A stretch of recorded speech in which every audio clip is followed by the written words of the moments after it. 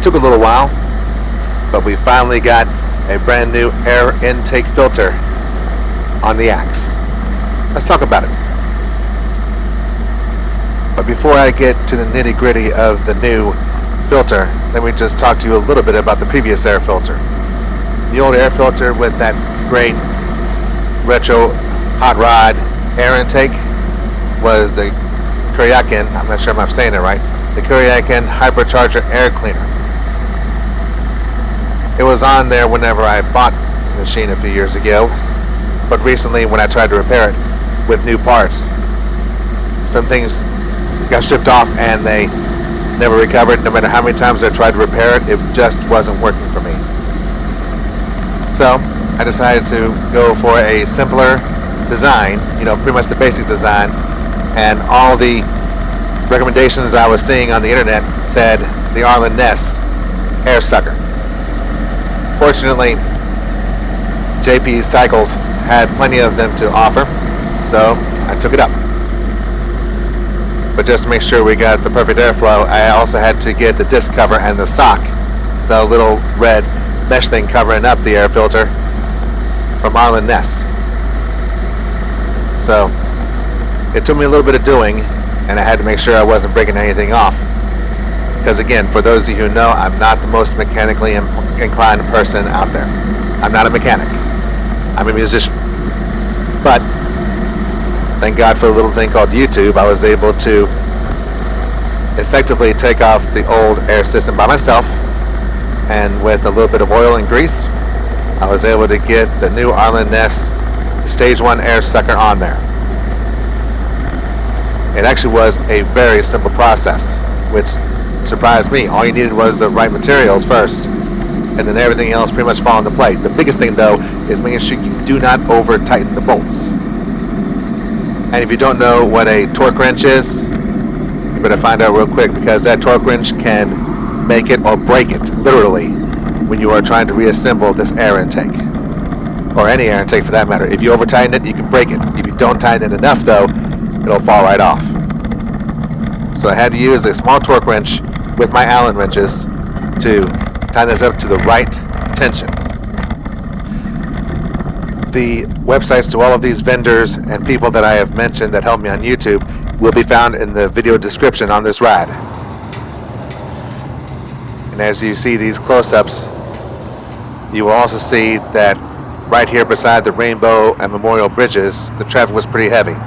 That's because I happened to be riding right during rush hour.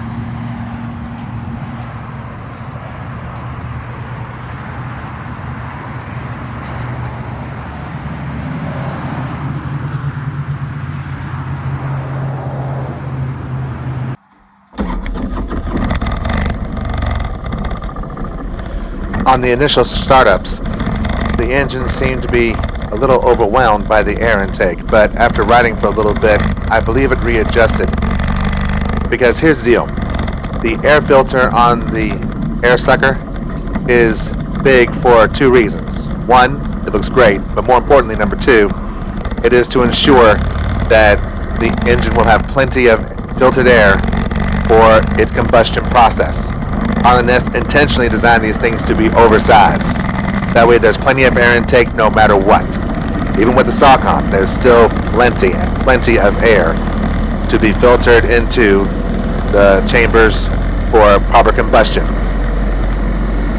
Speaking of the combustion process, I have always used 89 octane unleaded gasoline for this engine, which has always worked for me.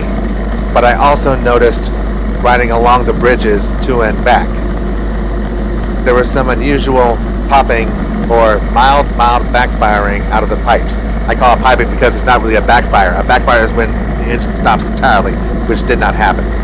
It just little pops, which means there was either a bad air mix or a bad gas mix or just a bad air and gasoline mix. So I do have a question for the more seasoned riders out there besides me. This engine is about 25 years old with a brand new air sucker filter. If I upgraded the gasoline to a 93 octane gas, super unleaded, would that still fare well if I toured more of Texas in the hot summer Or should I stick with 89 octane so I don't burn up the engine? Again, what would fare better in touring the hot plains of Texas? 89 octane or 93 octane with this 25-year-old engine with a brand new air sucker filter? Please let me know in the commentary. I would appreciate that. Thank you. I know my leg has obstructed the view of this ride, but again, the focus of this ride is not so much the road, it is more so the engine and the air filter. But I don't know if you can tell, but we are now on the downside of the Veterans Memorial Bridge, going towards Bridge City. As I understand it, the Rainbow Bridge, the next door neighbor to this bridge, will be closed down for restoration and any kind of repairs, but more so restoration. So we know we'll be crossing this bridge a lot more often, but we're about to go over the Rainbow Bridge anyway.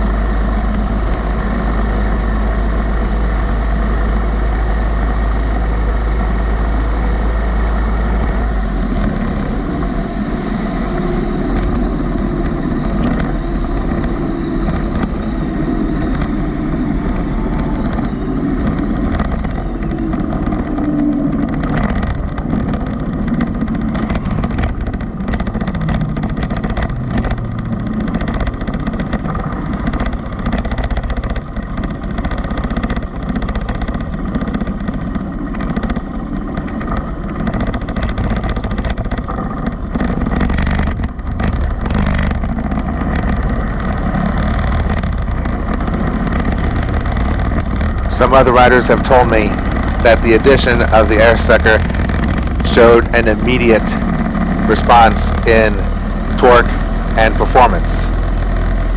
I initially thought so too. I was able to get up and go a little faster, although I was still restraining myself a little bit since this was in the hotter points of the day.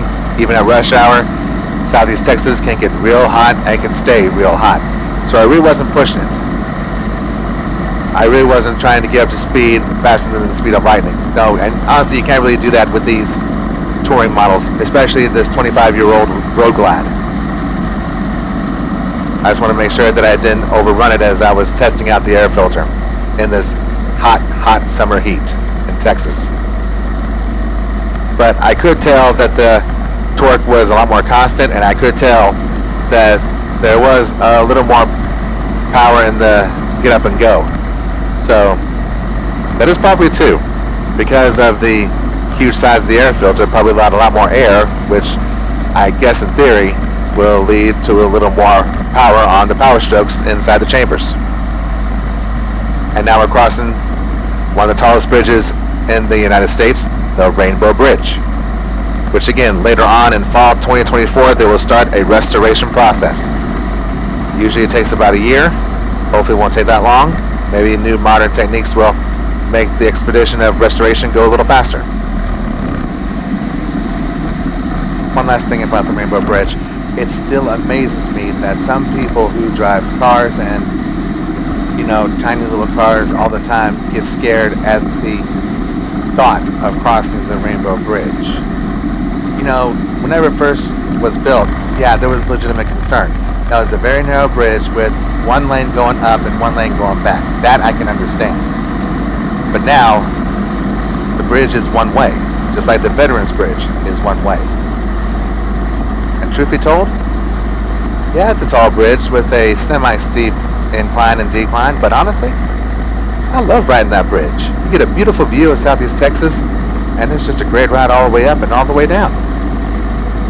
So, if you're scared of a little bridge, I don't know what to tell you. Because me, I'm pretty heavy, and I ride this motorcycle up and down those bridges all the time. And I love riding those bridges. It's such a great thrill to be on top of the world, so to speak.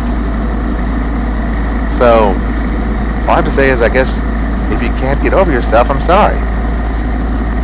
Because you got people out there like me who have no problem crossing these tall bridges like this, no matter what time of day. Night, daytime rush, midday rush, doesn't matter. It's just a great thrill.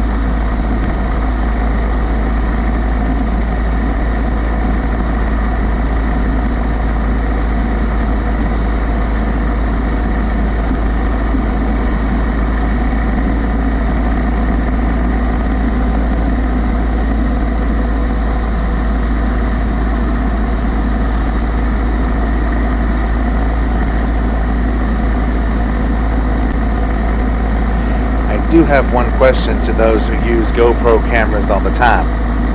What I'm using is a GoPro Black 7 Mini with an aftermarket mask. And unfortunately, in recent rides, it has really fogged up about 15 or 20 minutes into a ride. And honestly, I'm getting pretty annoyed at that. Even with the vapor condensers inside the mask, it is still fogging up. And honestly, I'm getting fed up to the point where I don't even want to use that mask anymore for rides. Now, I have a question. The question for the GoPro users is, do you think it wise to continue my motorcycle rides without a mask? Because I do have a non-enclosed holster for my camera. I hardly ever use it because I want to protect my camera from the elements. But do you think it is safe for me to use the non-enclosed mask for a bike ride if I use it on my chest? I think it would. But if I wanted to get like a ground angle like this, like what you're seeing right now, would it be okay, or is that too much of a risk? Or should I just get another camera?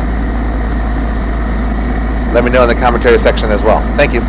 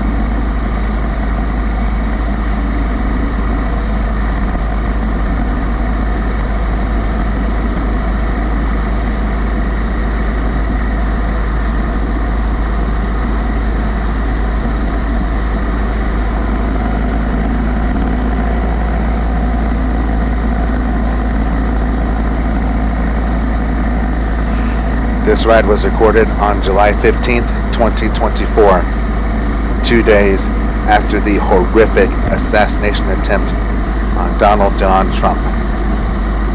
President Trump was saved, but the same cannot be said for our firefighter in the audience who gave his life protecting his wife and children. Pray for his family, pray for his children, pray for his wife, pray for everyone that was affected by this detestable, disgusting, horrible tragedy. And pray for America. Pray for the United States of America, the country that I love so dearly. Pray for America. Take care and God bless.